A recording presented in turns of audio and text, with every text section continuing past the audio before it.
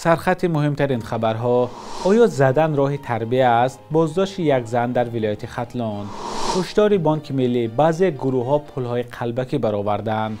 و صحبت با مردم در بی‌برقی بزمستان چه آمادگی دیدید؟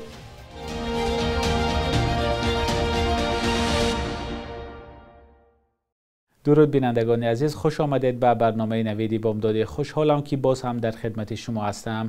امروز 18 نوامبر سال 2024 است. یک زن با جرم اذیت 5 نبیره خردسالش در ختلان بازداشت شده است. روز 16 نوامبر در شبکه‌های اجتماعی نوار پخش شد که در آن زن 5 کودک خردسال را با خمچه در خانه درآورده میزند. کودکان که روی فرش خوابیدند داد میزنند و زاری میکنند که آنها را نزند. کاربران از مقامات طلب کردند که این زن را پیدا کرده جزا دهد. ریاست کارهای داخلی در ولایت ختلان روز 17 نوامبر خبر داد که ساکن 54 ساله ناحیه جلال‌الدین بلخی را با گمان مناسبت دغلانه مورد عذاب و شکنجه قرار دادن و لطوکوب بیرحمانه کودکان خردسال بازداشت کرده است. کودکانی که در نوار ثبت شدند ظاهراً از 3 تا 7 ساله هستند. ریاست کارهای داخلی ختلان گفته است که رفتار این زن تحقیق می شود و هنوز معلوم نیست که چرا او نسبت به نبیرگانش چنین رفتار کرده است. نظر خود این زن نیز به رسانه‌ها دسترس نشده است. این اولین حادثه لطوکوب نابالغان از سوی نزدیکانشان نیست که رسانه‌ای می شود. برخی ها در تاجیکستان تا حال زدن فرزند و نبیره را یک راه تربیه می دانند، هرچند موافق قانون این کار منع است. بینندگان عزیز، نظر شما درباره این موضوع چیست؟ لطفاً در زیر برنامه نویسید. در نظر است که امروز مرافعه دومی بعضی از شخصیت‌های شناخته را که قضیهشان با نام پرونده تبدلات معروف است برگزار شود. مرافعه اول این افراد روز 14 نوامبر پس درهای بسته در بازداشتگاه موقت دوشنبه برگزار شده بود. طبق اطلاع دریافته رادیوی آزادی، مرافعه امروز هم در بینای بازداشتگاه و پس درهای بسته برگزار می شود. در کرسی عیبداری همراه خان ظریفی وزیر سابق کارهای خارجه، اکبرشاه اسکندرов رئیس پیشین شورای عالی، شاکرجان حکیمov معاون اول رئیس حزب سوسیال دموکرات، سید جعفر عثمانزاده رئیس پیشین حزب دموکرات، عبدالفیض عطایی سردار پیشین ریاست وزارت کارهای خارجه و 2 سرهنگ پیشین امنیت هستند. همه این نفران بعد ماهیمه بازداشت شدند. بعضی از این نفران از جمله شاکرجان حکیمov اتهام را رد کرده است. یک سازمان غیر حکومتی میگوید که تقریبا 9% جوان دختران از 20 تا 24 ساله در تاجیکستان به 18 سالگی نرسیده شوهر کردند. سازمان برابری در حال حاضر که این مسئله را در 7 کشور اوراسیا تحقیق کرده است میگوید ازدواج‌های برمحل و مجبوری برای زنان و تمام جامعه عاقبت‌های بسیار بد دارد و باید این ظهورات ریشه‌کن کرده شود. گزارش همین هفته نشر شد و رادیوی آزادی با دریانا گریازنووا یک از مؤلفان گزارش صحبت کرد و اول درباره وضع در تاجیکستان پرسید.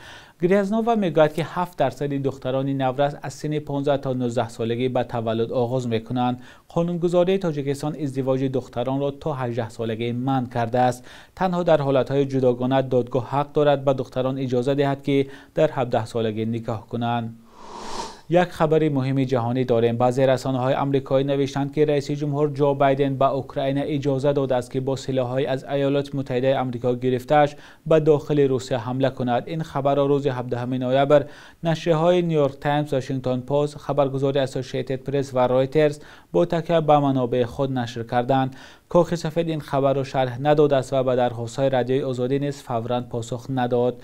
شورای امنیت ملی نیز از شرح این خبر خودداری کرد، ولی اگر این خبر تصدیق شود تغییرات جدی در سیاست آمریکا خواهد بود. حکومت اوکراین چند ماه است که از متحدان غربیش به خصوص آمریکا درخواست کرد اجازه بدهند با سلاح‌های گرفته‌اش به داخل‌تر خاک روسیه حمله کند، اما کشورهای غربی برای بدتر نشدن وضع این اجازه را نداده بودند.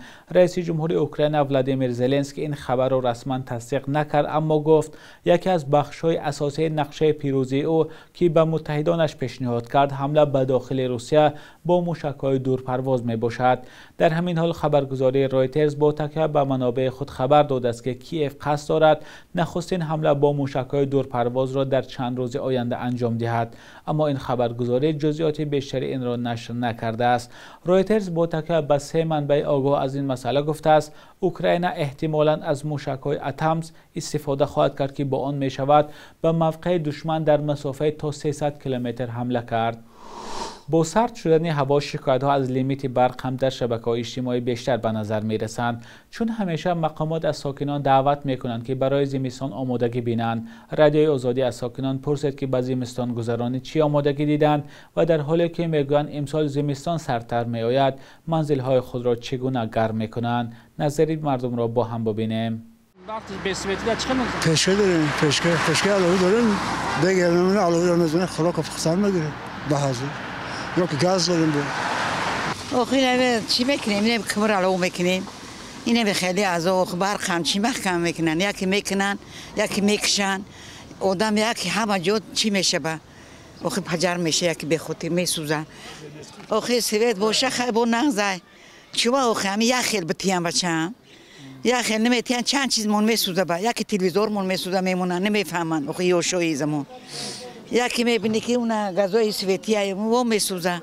قیمت یا بالون گاز میره پر میگیری 10 لیتر جاست 670 سومشه. دو روز میسوزن گرگر. اون گاز هم که اون گازوی پیشینه نیست. اون گازوی هست که میاری نیمش وزدخایی نیمش چیزه. خیلی کمرمون هم قیمت میخریم خچ کنیم.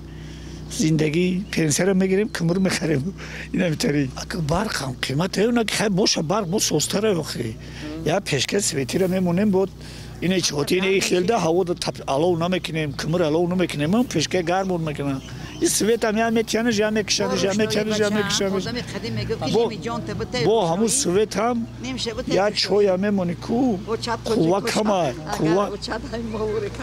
کمه یا چوی هم میمونی در 3 ساعت هم نمیجوشو خیلی هر خیلی از 200 از 250 نسبت سال پیش قیمت‌ها قیمت‌ها سال به سال که قیمت‌ها میشه هر سال یا تون گیریم نرسید سال اکنون تون گیریم یا پیشکش کنیم ممکن برسه سال و گاز میسول چی میکنم خود گاز ده چوی پای رو پیچکه ده خیلی زور ما میگیریم اکنون میگیم که 4 تن 5 تن یا تن تو میگیریم ذخیره همون برای زمستان گذرانی.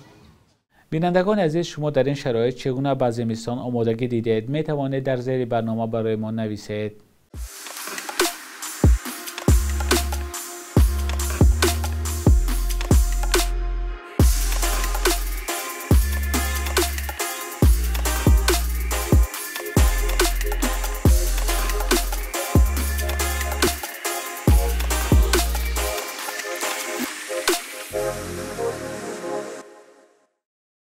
'بانک ملی تاجیکستان بعد پهن شدن چند نوار پل‌های قلبکی در شبکه‌های اجتماعی از شهروندان خواست در وقت داد و گرفت احتیاطکار باشند. روزهای اخیر چند کاربر شبکه‌های اجتماعی به خصوص رانندگان تاکسی شکایت کردند که مشتریان به آنها پل‌های قلبکی دادند. در این پل‌های قلبکی به جای بانک ملی تاجیکستان چیپتای بانک شوخی نوشته شده است. بانک ملی بدون آوردن نام کسی نوشته است. بعضی اشخاص یا گروه کوشش می‌کنند که با استفاده از تکنیک نسخه برداری رنگه با هر راه واسطه پل‌های قلبکی را به معاملات برآورده مردم ناآگاه را فریب دهند. در خبرنامه بانک ملی از روز 15 نوامبر آمده است پل‌های اصلی را با چند نشانه می شود از پل‌های قلبکی فرق کرد. بخش یک روز تاریخ است که مهمترین تحولات تاریخی در روز 18 نوامبر را فرا می‌گیرد.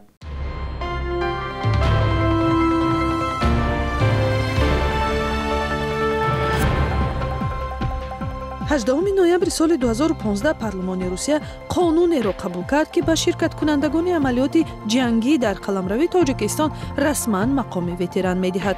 то он замон давлати Русия ширкати сарбозонаш дар ҷанги 5-солаи шаҳрвандии Тоҷикистонро расман рад карда буд. вакилон гуфтанд дар ҷангҳои Тоҷикистон 23500 низомии рус ширкат кардааст.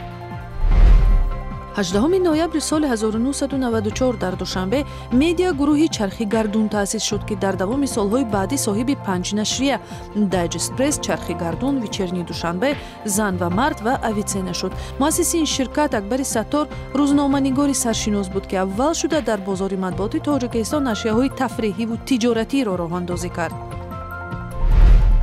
18 ноябри соли 1920 маъруф хоҷа баҳодуров ҳофизи халқии тоҷикистон таваллуд шудааст ки ҳамчун сарояндаву оҳангсоз ва навозандаву донандаи мероси мусиқии суннатии мардумӣ шинохта шудааст.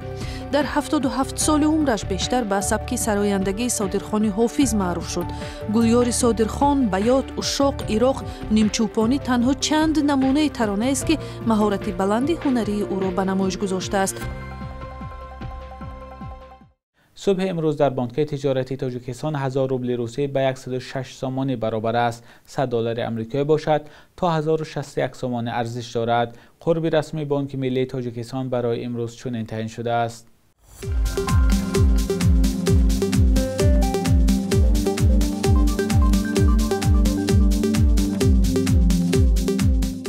بینندگان عزیز، به پایان برنامه نویدی بامدادی رسیدیم. خبر و ویدیوهای از این بیشتر و همیشه می توانید در سامانه رادیوی آزادی با نشان آزادی.org پیدا کنید. تا فردا، خدا نگهدارتان.